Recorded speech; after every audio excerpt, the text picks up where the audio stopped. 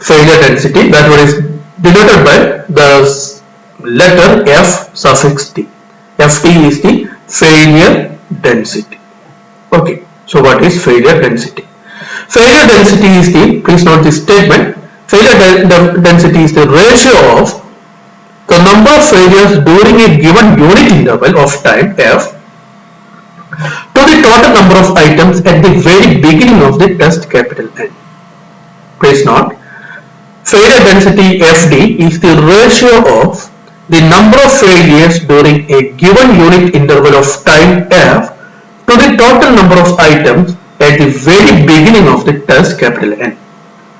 Means, analytically, failure density Fd is equal to number of components failed during an interval. So please note, during an interval. Okay, divided by the initial population. Okay, Fd is equal to number of failure during an interval divided by the initial population. Means it is nothing but the second column, that is F, divided by the initial population. Fifth column Fd is nothing but second column F divided by the initial population capital N. Okay, so please note one statement here. I told you this one is a ratio of number of failure F during an interval and the initial population capital N. So here one statement that is important, during a given unit interval. So here the length of this interval is 1. Means this one is a unit interval. Later you can see that we have to calculate the failure density of a failure data where the delta t is not equal to 1. So if delta t is not equal to 1, we have to convert that one into a unit interval. So this is very important. Failure density is calculated for a unit interval. That is very important. Okay. So please note, for a time being, for a unit interval, already given data is a unit interval. So for that data, failure density is Fd is equal to F by capital N, where N is the initial population, or the total number of components that we are testing or tested. If failure data is already available, the total number of components tested. Okay. This failure density is also known as ratio per failure rate. Ratio per failure rate. Failure density is also known as ratio per failure rate. Okay. So from table 1, so here take the first duration. During the first duration, what is the failure density? What is the failure density? That is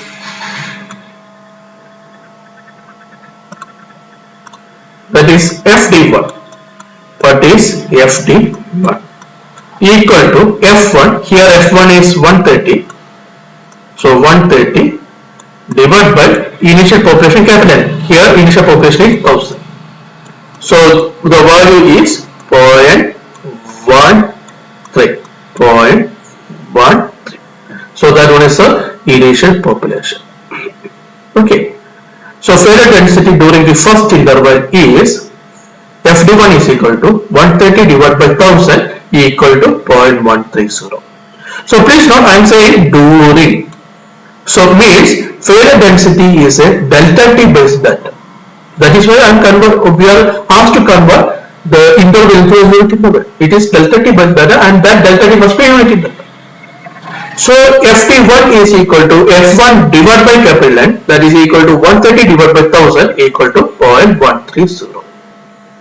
So please note, from the given data, failure density during the second interval Fd2, that is this entry, Fd2 is equal to F2 divided by capital N equal to what? F2 is 83. So that is equal to 83 by 1000 equal to 0.083. Okay. So we already calculated the first two entry during the first interval. Please note, during the first interval. During the first interval, failure density Ft is equal to 130 divided by 1000, that is 0.130. During the second interval, failure density Ft is 83 by capital N, that is 83 by 1000, 0.080. I am saying repeatedly divide by 1000. It is actually not divided by 1000. In this particular case, the initial population is 1000. That's all. It may be 1500, it may be 1200, etc. So this value divided by initial population, that you have to take. 1000 is not a common term. Here, capital N is 1000. So 83 divided by 1000, that is 0.083. Okay. During the third duration, third interval, the failure density is 75 divided by 1000, that is 0.075. Okay. Similarly, we can calculate the remaining values. So the remaining values are 0.068, 0.062, 0.056, means during the sixth interval we have failure density 0.056, 0.051, 0.046, 0.041, 0.037, 0.034 during the 11th interval. During the 12th interval we have 0.031, 0.028, 0.064, 0.076, 0.062, 0.040, 0.012, and during the 19th interval we have 0.004. Okay, so this one is a failure density calculated from the given table, table 1. Okay. Now we are going to do one more thing. Add the failure density from first duration to last duration. That's a value. If you are adding FD from first duration to last duration, my question is, what is sigma I is equal to, or I is equal to 1 to the last duration. I told you the last duration is represented as L, so I equal to 1 to L. What is the value?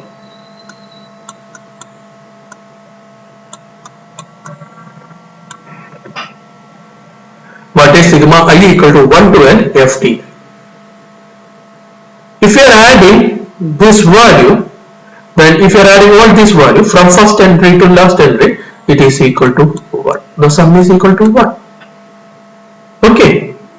So the sum of the failure density FD from first entry to last entry is equal to 1. So you can see that this one is carrying some property of probability distribution function. Okay. Some information. It is similar. Later you can, in second model you can see that this is, if delta t is tending to 0, this is nothing but the probability distribution function. Okay, it is carrying the characteristics of probability distribution. Okay, whatever it is, here the sum is equal to 1. The sum of FD from first duration to last duration is equal to 1. If the left test is fully completed, if left test is partial, it will not be equal to 1. If it is fully completed, means if you are adding all this F value, if it is equal to the initial population, then here the sum of all entries of FD will be 1. Means if the left test is completed, if it is complete. Okay. So if L is the last interval after which there is no survivors, okay, then sigma 1 to L FDI is equal to 1. Sigma 1 to L FDI is equal to 1. If this statement is very important. If L is the last interval after which there is no survivor, that is very important. Otherwise this equation will not satisfy. Okay. Now our next term is failure rate, the most important failure rate, because failure rate is used to model the failure diagram. So failure rate is capital Z. Failure rate is denoted by using the letter capital Z. So what is failure rate? Failure rate is the ratio of number of failure F during a particular interval I to the average population during that interval S of I minus or Si minus 1 plus Si divided by 2. Please note the definition. Failure rate capital Z is the ratio of number of failure F during a particular interval I to the average population during that interval Si minus 1 plus Si divided by 2. Okay. So what we have to do? First we have to take the average population during a particular interval.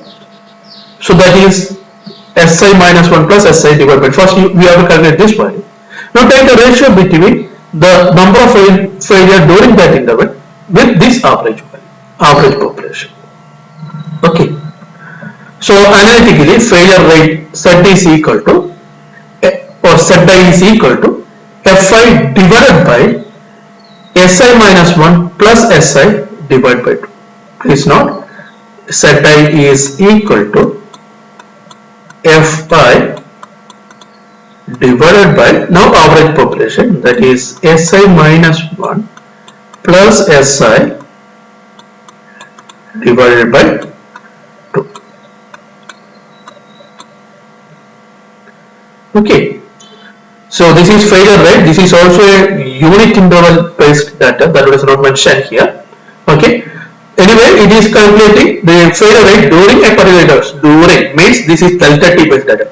If it is delta t based data, we need unit interval because we are calculating rate, failure rate. Means number of components failed during a unit interval.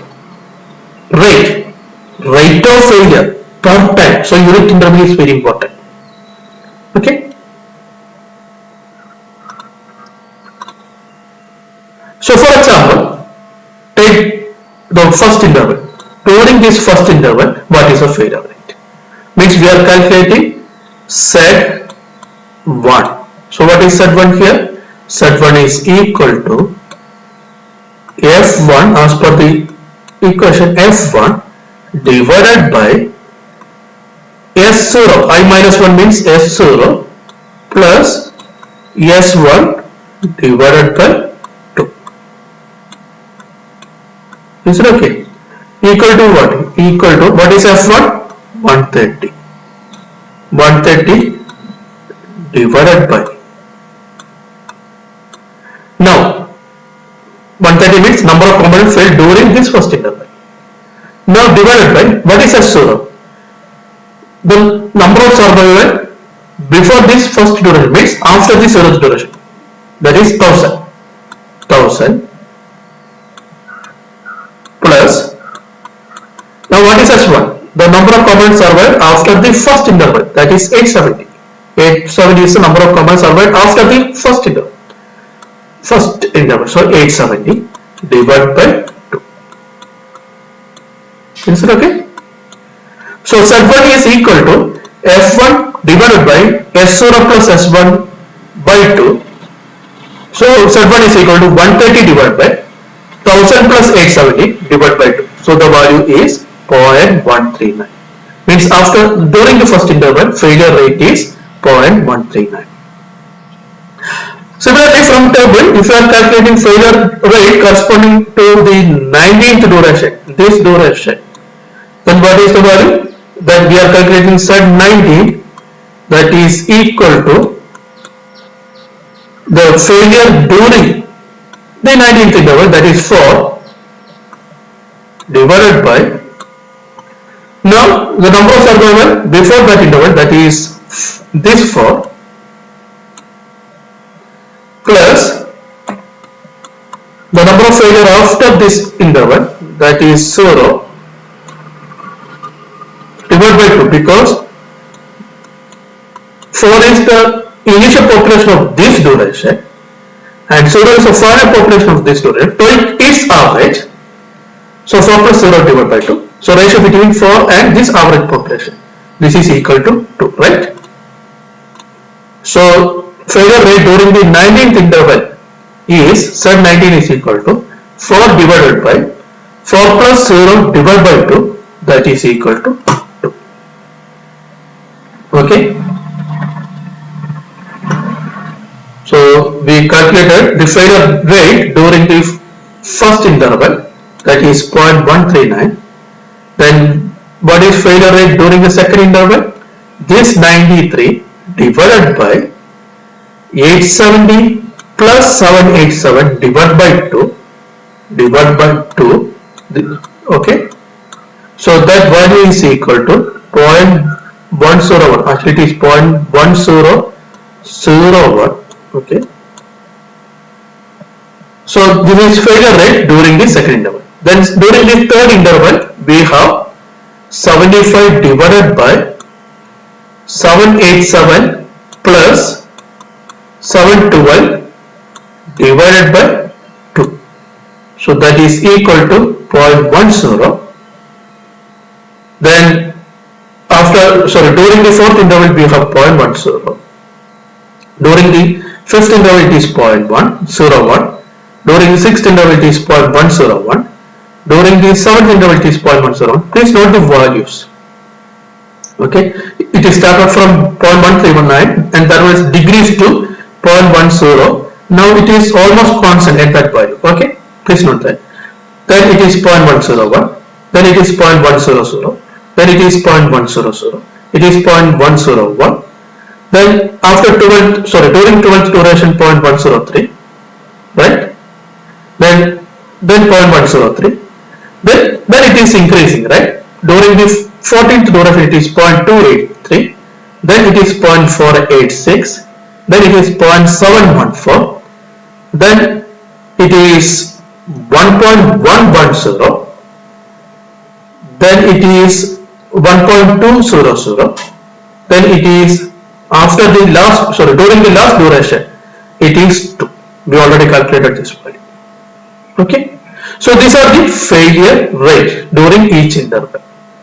So if you are drawing a curve of this one, just draw a curve, then you can see that it is started from 0.139, then that is decreased to 0.10 or 101. It is fluctuating around 0.10 and 0.101. Then from the 14th duration it is increasing like this. Okay, so this one is a shape, and you can see that this shape is similar to bathtub curve. It is similar to bathtub curve. Okay, this one is similar to bathtub, or this curve is actually known as bathtub curve. We will discuss about that later. Okay, so this is bathtub curve. Okay, if you are drawing the graph of failure rate. Okay, so later you can see that always the failure data is following the bathtub curve. Always the duration of this segment and height, it may change, but definitely all failure data will have some characteristics of bathtub curve. Okay. Now do one more thing. Take the average of the failure rate set from first entry to last entry. I am asking you to find Z1 plus Z2 plus etc. Z19 divided by 90. So this is the average. That is the average. If you are taking the average, the mean value is 0.376. It is actually known as the mean failure rate. Later we will discuss about that. This is mean failure rate. Okay. So 0.376 the mean failure rate. So that is Z1 plus Z2 plus etc. plus Z19 divided by 90. Okay. Please note one more thing. Our failure rate is a unique interval based data. If you are calculating the mean value, delta t must be a unique one. Okay. So here it is a unique interval. So directly we can divide it with 90. That is possible. So mean failure data is 0.376. The mean value of failure rate, it is known as mean failure rate, that is 0.376.